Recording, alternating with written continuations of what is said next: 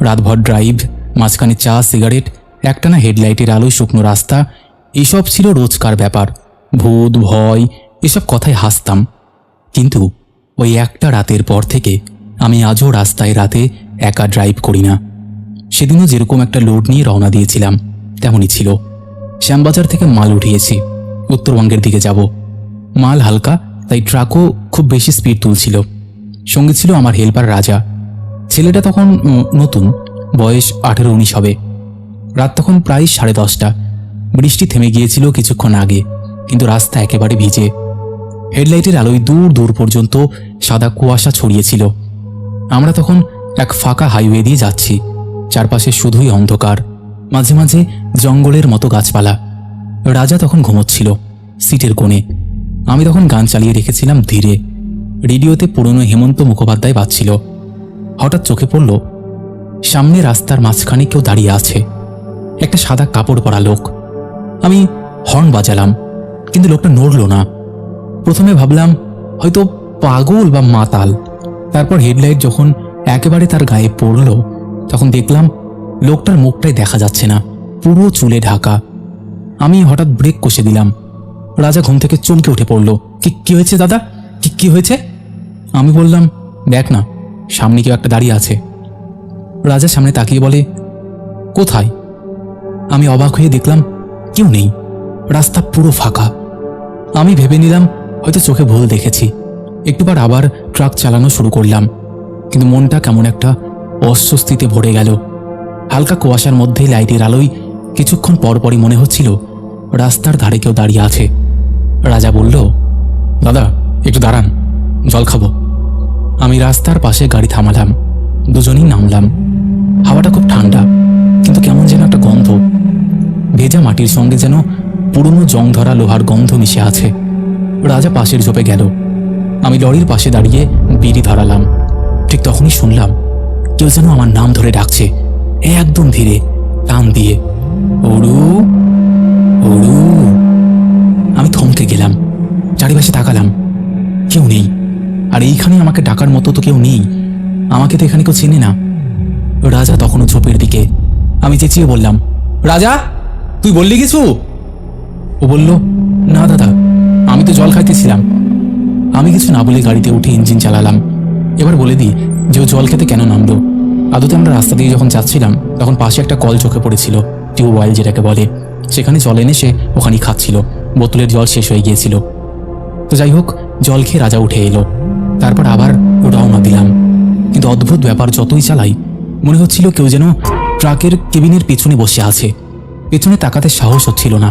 তখন প্রায় রাত 1টা। রাস্তার এদিক ওদিকে কোনো আলো নেই।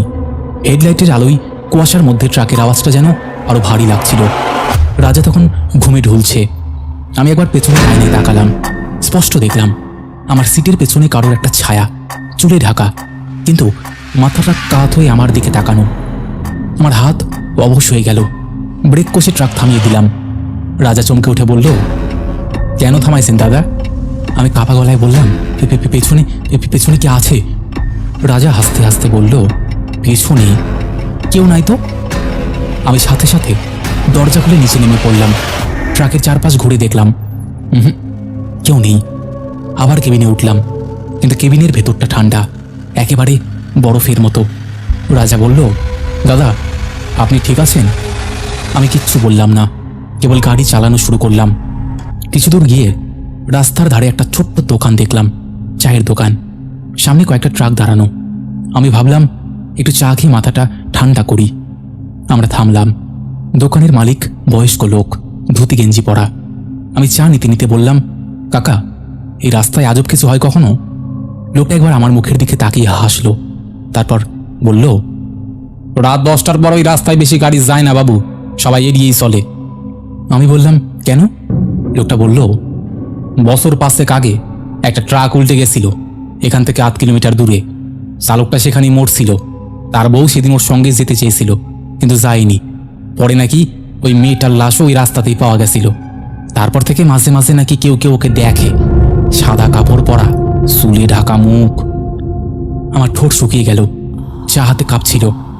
রাজা অবাক হয়ে আমার দিকে তাকিয়ে বলে, দাদা ওই রাস্তায় আমরা তো একটু আগে গিয়েছিলাম। আমি মাথা নাড়লাম। দোকানদার বলল, তোমরা তো এই রাস্তা পার হয়েছ, কিছু দেখোনি? আমি শুধু বললাম, না। কিন্তু ভেতরে ভেতরে একটা অজানা ঠান্ডা ঢেউ বয়ে যাচ্ছিল শরীরের ভেতর দিয়ে। আমরা চা খেয়ে আবার গাড়িতে উঠলাম। আমি ঠিক করলাম আর থামবো না, একদম ভোর পর্যন্ত চালিয়ে যাব। কিন্তু রাত তখনও অনেক বাকি, আর ওই রাতটা যেন শেষই হচ্ছিল না। রাত প্রায় 2:30। রাস্তা সম্পূর্ণ ফাঁকা। রাজা তখন ঘুমিয়ে আছে, মাথাটা কাচের পাশে ঠেস দিয়ে। আমি একা চালাচ্ছিলাম। হঠাৎ কেবিনের ভেতরে একটা তীব্র ঠান্ডা হাওয়া ঢুকলো। এদিকে জানালাগুলো বন্ধ।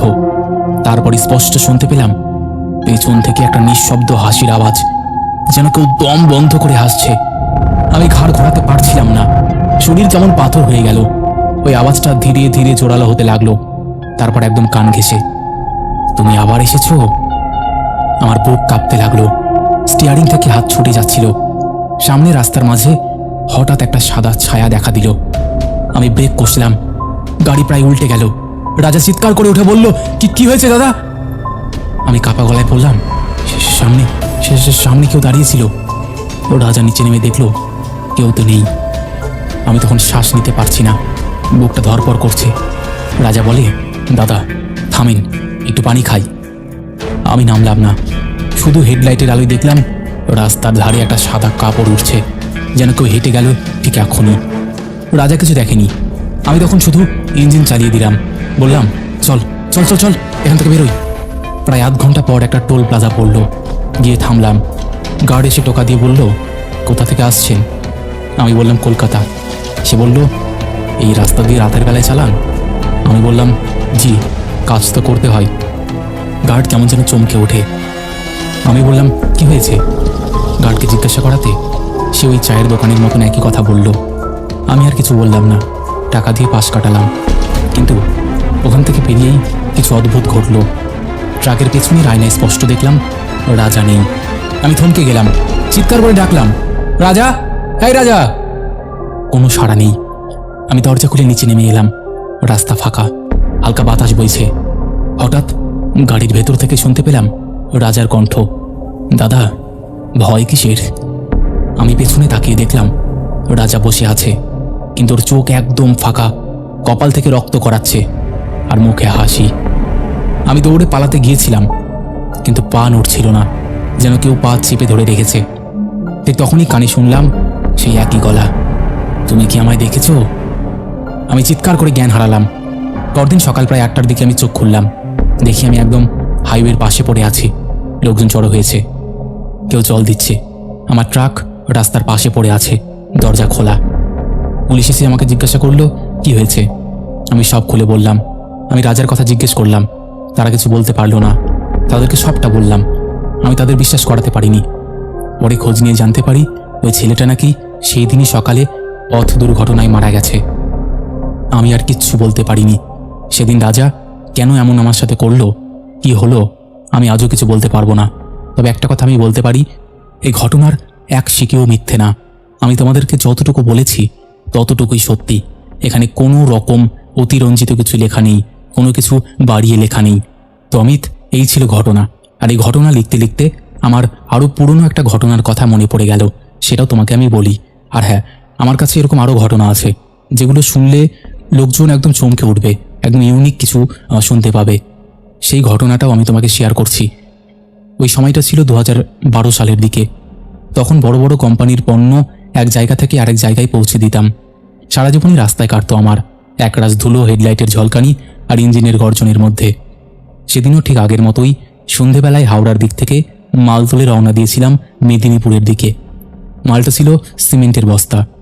হিসেব মতো রাতের মধ্যেই পৌঁছে যাওয়ার কথা ছিল, কিন্তু দুপুরের পর হঠাৎ শুরু হলো প্রচণ্ড বৃষ্টি। তারপর রাস্তায় শুনলাম সামনে একটা দুর্ঘটনা ঘটেছে। পুলিশ রোড ব্লক করে দিয়েছে, ফলে সব গাড়ি থেমে আছে। যে অংশটা বন্ধ হয়েছে সেটা এক জঙ্গল ঘেরা রাস্তা। লোকজন বলে রাতে কেউ সেখানে গাড়ি থামায় না, কেউ কেউ নাকি সেখানে অদ্ভুত কিছু দেখেছে। কিন্তু আমি সব বিশ্বাস করতাম না, ভাবতাম সবই গাঁজাখুরি কথা। তখন প্রায় 8টা। বৃষ্টিটা একটু ধরে এসেছে, কিন্তু বাতাসে ভেজা মাটির গন্ধ, চারপাশে গাছের সারি, অন্ধকারে হেডলাইটের আলোয় সামনের রাস্তা ছাড়া কিছুই দেখা যায় না। কিছু দূর এগোতেই দেখলাম বিশাল ট্রাকের লাইন। বুঝলাম ঘটনাটা এখানেই ঘটেছিল। পুলিশ এখনো রাস্তা খুলে দেয়নি। আমি গিয়ে একটা ফাঁকা জায়গা পেয়ে লরিটাকে দাঁড় করালাম। সামনে পেছনে দুটো ট্রাক, কিন্তু আমার জায়গাটা একটু আলাদা, ডান দিকে ঘন জঙ্গল। যাই হোক, জানালাটা নামিয়ে বিড়ি ধরালাম। ইঞ্জিন তখনও চলছিল। দূরে কোথাও ট্রাকের আওয়াজ শোনা যাচ্ছে। হঠাৎ মনে হলো পাশের জঙ্গলের ভেতর থেকে কারোর হাঁটার শব্দ আসছে। শুকনো পাতার উপর দিয়ে কেউ হাঁটছে ধীরে ধীরে, নিয়মিত পায়ে পায়ে। আমি ভাবলাম হয়তো কোনো পশু, কিন্তু আওয়াজটা থামছিল না, বরং আরও কাছে আসছিল। আমি টর্চ ধরলাম। হেডলাইটের আলোয় রাস্তার ধারে একটা ছায়ামূর্তি দাঁড়িয়ে থাকতে দেখলাম। মানুষ মনে হচ্ছিল, কিন্তু বুঝতে পারছিলাম না কে। আমি জানালা দিয়ে মাথা বের করে চেঁচিয়ে বললাম, এই এই, কে ওখানে? কোনো উত্তর এলো না, ছায়াটা নড়লও না। আমি তখন ভাবলাম হয়তো কোনো পথচারী বা কোনো শ্রমিক, কিন্তু মিনিট 5 পরেই দেখি জায়গাটা ফাঁকা, ছায়াটা উধাও। বৃষ্টি আবার শুরু হলো টিপটিপ করে।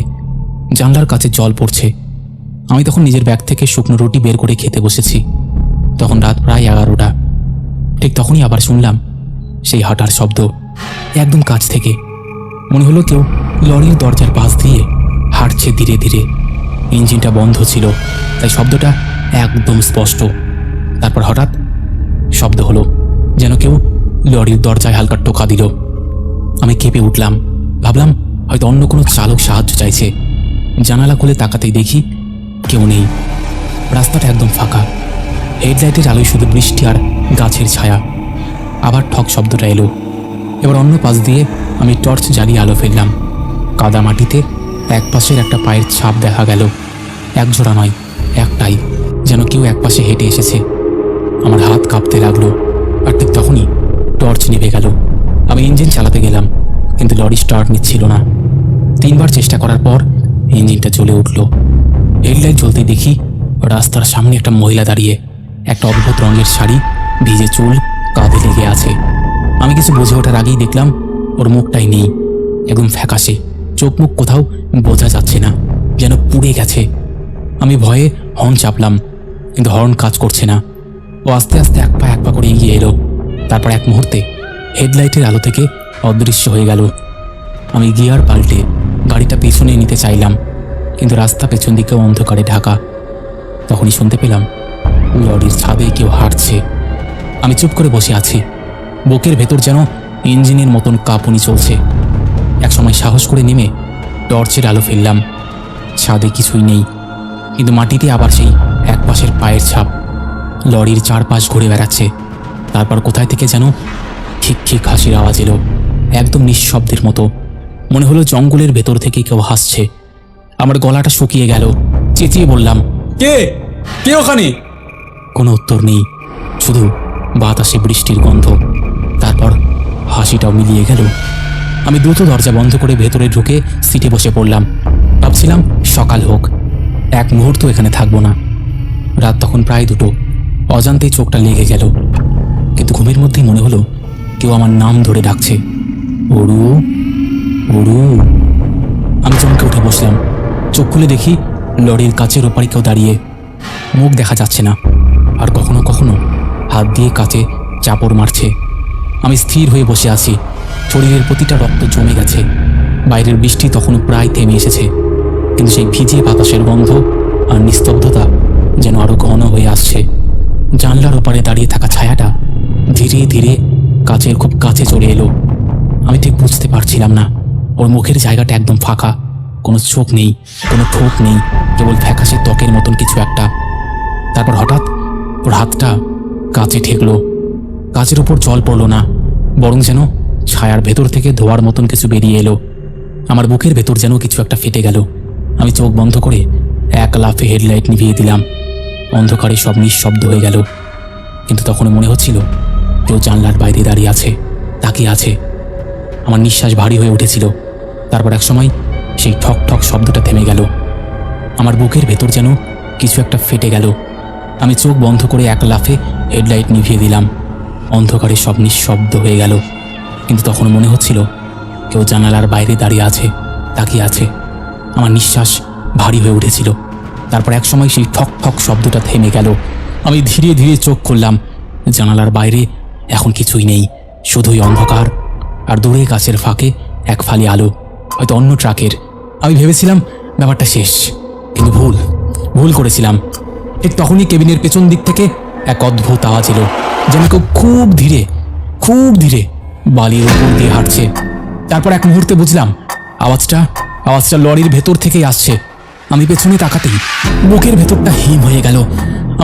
আমার ঠিক সিটের পেছনে একটা মেয়ে বসে আছে, একদম চুপচাপ বসে আছে। আমি চেঁচিয়ে উঠতে গিয়েও পারলাম না, গলা শুকিয়ে গেল, চোখ দুটো বড় হয়ে গেল। মেয়েটা ধীরে ধীরে মাথা ঘুরিয়ে আমার দিকে তাকালো। মুখটা একদম আগের মতো, চোখ মুখ কিচ্ছু নেই, শুধু মুখের মাঝখান থেকে একটা ভেজা কালচে দাগ গড়িয়ে পড়েছে নিচে। আমি যেভাবে পেছন ঘুরে তাকিয়েছিলাম সেইভাবেই জমে গিয়েছিলাম, যেন নড়তেও পারছিলাম না। মেয়েটা আবার আস্তে আস্তে বলল, একটাই শব্দ, খুব নিচু, গলা ভাঙা, ফিরে যাও।